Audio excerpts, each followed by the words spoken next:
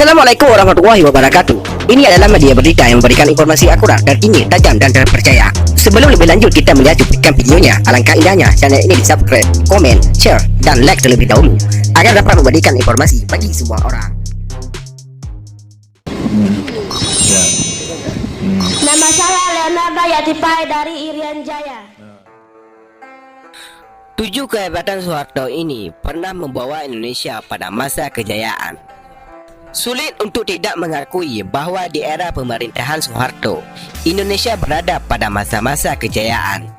Apalagi kalau membandingkannya dengan realita hari ini. Di tangan Ze Semele General, reputasi Indonesia di mata dunia semakin mencekram.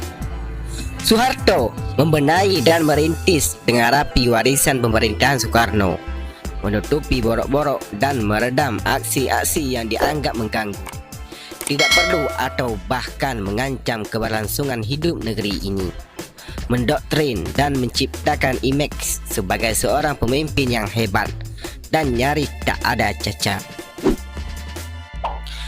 Kekuatan apa saja di balik tangan Soeharto? Kali ini Zuhar Asia Channel akan mengulasnya untuk anda. Number 7.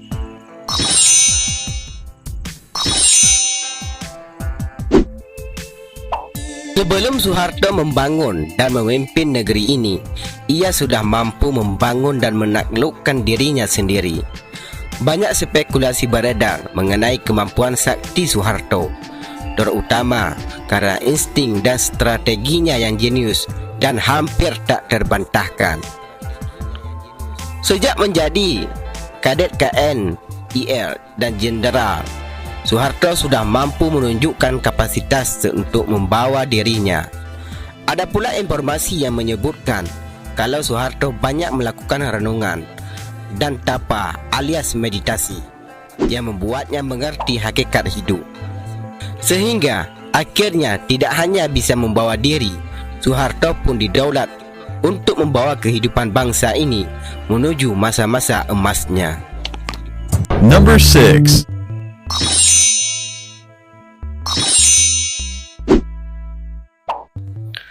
Pembangunan memang menjadi proyek yang mewarnai hari-hari pemerintahan Soeharto. Nama kabinetnya adalah Kabinet Pembangunan. Hingga 7 generasi dan Soeharto dinyatakan lengser. Ia juga mendapatkan gelar Bapak Pembangunan, meski hal ini juga sempat menuai kontroversi. Konsep trilogi pembangunan yang diusung Soeharto memang membawa bangsa ini pada masa kejayaan berkali-kali. Sebut saja masa-masa di mana Indonesia bisa mengalami swasembada beras, penekanan inflasi dari 650% hingga menjadi 12% saja, pembangunan waduk-waduk dan banyak lagi. Intinya, pembangunan besar dan kecil pada masa-masa itu terasa nyata dibanding hari ini. Number 5.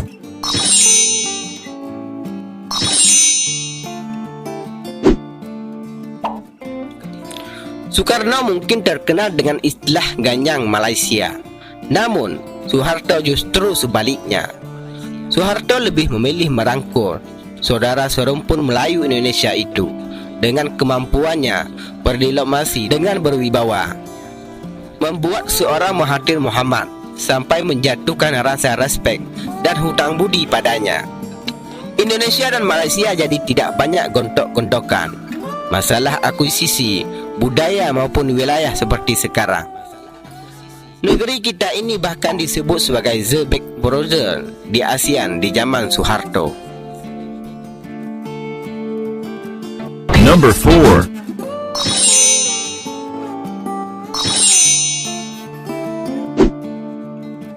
Wanita adalah salah satu kekuatan di muka bumi ini yang mampu menguatkan ataupun menggulingkan sebuah dinasti atau kekuasaan. Indonesia juga pernah punya, dan dia adalah Ibu Tien Soeharto. Wanita murah senyum dan karismatik yang sangat dicintai rakyatnya.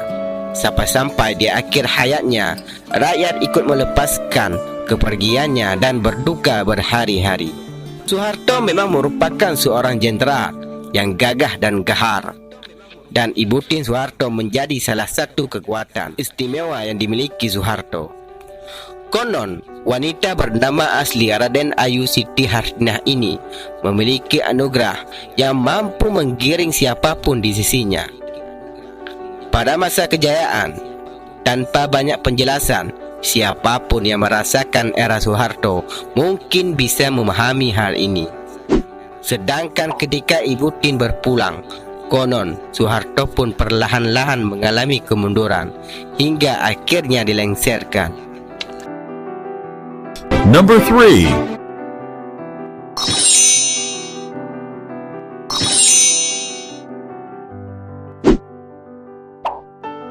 Terdengar memang jahat, namun di sisi yang lain, hal ini mampu meredam berbagai keadaan dan membangun citra tentang negara yang aman dan pemimpin yang berwibawa tanpa celah.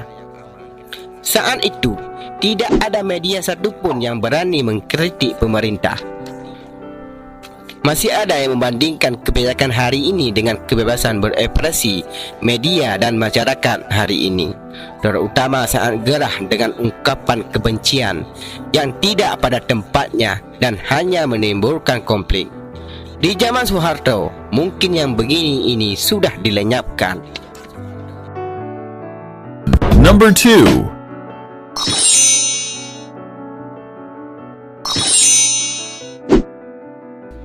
Masih berhubungan dengan melenyapkan oknum yang meresahkan di masa Soeharto, The Sembilan Jeneral ini memiliki sebuah operasi rahasia bernama Petrus, atau ada juga yang menyebutnya Operasi Syurik.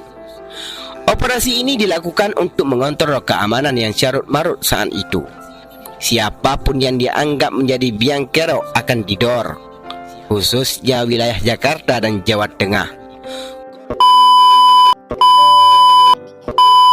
Keesokan harinya, pada akhirnya memang terbukti sebagai orang-orang yang memiliki catatan masalah, dan pelaku Petrus sendiri selalu misterius. Kebijakan ini memang menuai pro dan kontra hingga ke ranah internasional. Namun, kebijakan ini sendiri dilakukan bukan secara mentah-mentah. Dalam penjelasannya, Soeharto menjelaskan,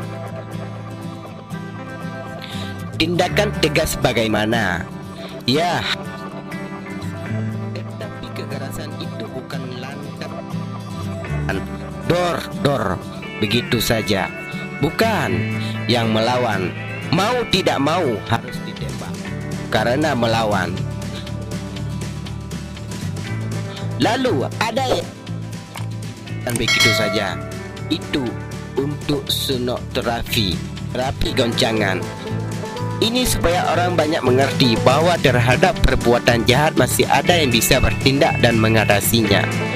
Tindakan itu dilakukan supaya bisa mengupas semua kejahatan yang sudah melampaui batas kemanusiaan itu. Maka kemudian meredalah kejahatan-kejahatan yang menjijikkan itu.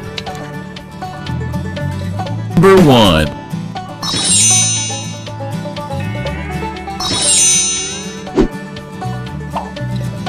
Zaman sekarang ada banyak sekali partai yang populer, berkembang hingga yang minor.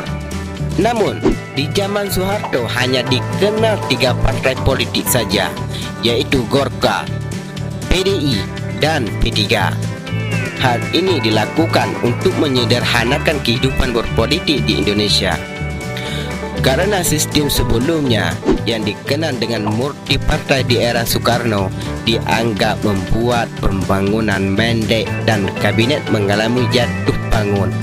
Namun pada akhirnya kebijakan ini menimbulkan kritik dan konspirasi politik yang ditandai dengan peristiwa tidak menyenangkan di kalangan masyarakat.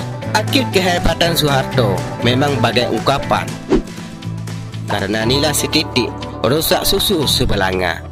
Ada banyak kehebatannya, namun tidak sedikit pula kritik untuk masa pemerintahan Orde Baru tersebut. Indonesia yang saat itu digadang-gadang aman, damai, makmur, dan tenteram, seolah menjadi fatamorgana, Meski begitu, masih ada juga yang kangen dengan apiknya riwayat Indonesia di masa itu. Demikianlah cuplikan kita kali ini. Semoga dapat memberikan manfaat untuk kita semua. Wassalamualaikum warahmatullahi wabarakatuh.